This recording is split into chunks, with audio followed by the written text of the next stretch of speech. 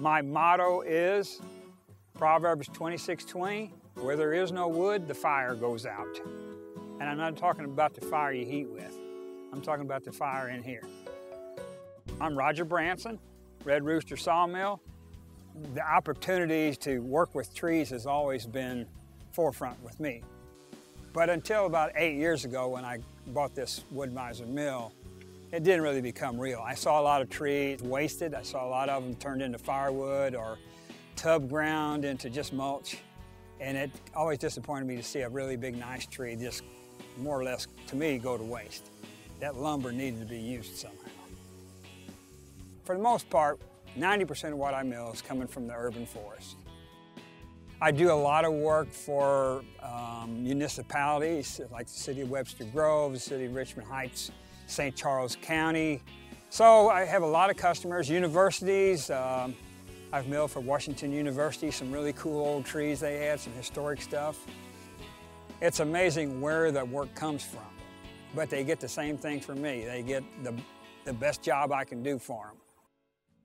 Roger and I somewhat found each other based on being the oddballs or being the ones that take it a little too seriously. You know, we weren't weekend warriors. Goebel & Company Furniture is located in the city of St. Louis. We're about 20 blocks off of the Mississippi River, and we've been in business now 4 years.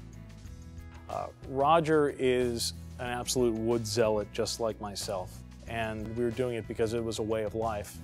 And when you meet someone like that, even though there's a 45-year age gap between us, it's a kindred spirit kind of thing. And it's a matter of what excites him, excites me, and a lot of that is just getting out there and seeing what we can find.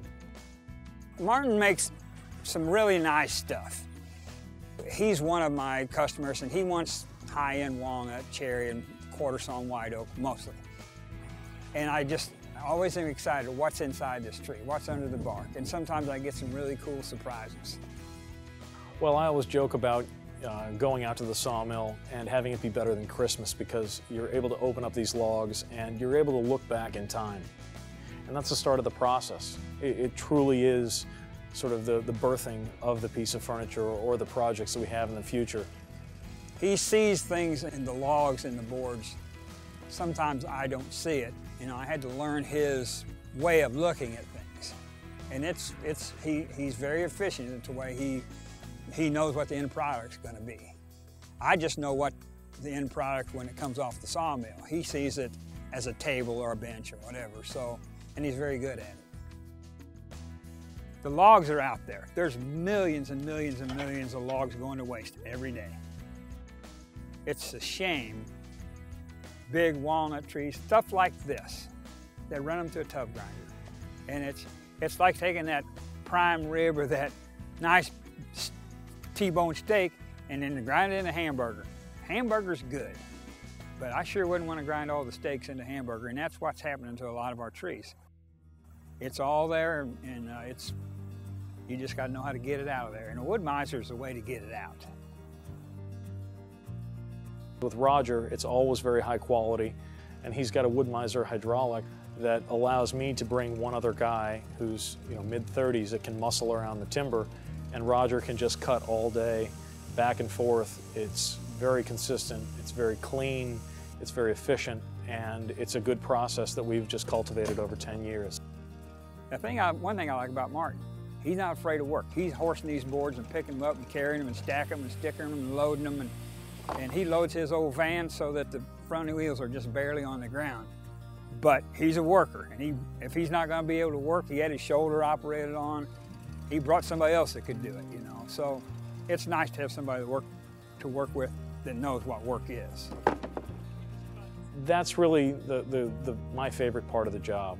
Going out to the sawmill, rolling something on there that is covered in worms and dirt and ants, and really making it transform. It's something that had a life that is so incredible beyond where I ever got into the process. There's 200 years in some cases of history before I ever got there.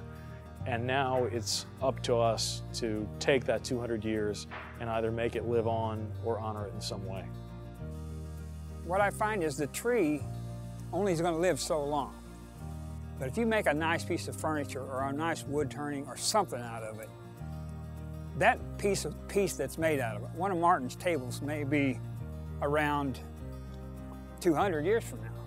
So the wood outlives the tree by far. The majority of people buying our furniture are buying generational pieces of furniture, so it will mature with their families just as their families expand. With regard to Roger, it's all about efficiency and safety.